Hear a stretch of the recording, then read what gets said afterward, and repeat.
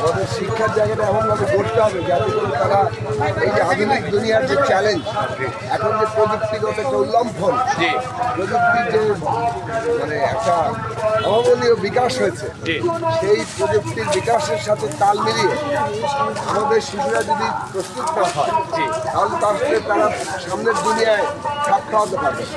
ফলে আমাদের শিক্ষার মানের দিকটা প্রথম প্রায়োরিটি, এবং সাথে সকল শিশু আমাদের দ্বাদশ শ্রেণী পর্যন্ত শিক্ষার আওতার মধ্যে আসে রাষ্ট্রের খাতের মধ্যে দিয়ে, সেটা আমরা নিশ্চিত করতে চাই জাতীয় নীতির দিক থেকে।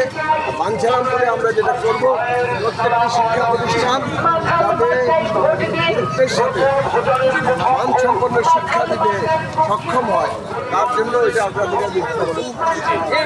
ইনশাআল্লাহ বাঞ্ছারামপুর পাশে এমন একজন মানুষ যে সচেতনজনক শিক্ষা মাদকের বিরুদ্ধে যদি কিছু বলছেন আরেকটু। আমি না, তরুণরা তো এখানে মাদকের আক্রান্ত হচ্ছে। আমরা চাই যে আমাদের যে তরুণরা এত রক্ত দিয়ে একটা দেশ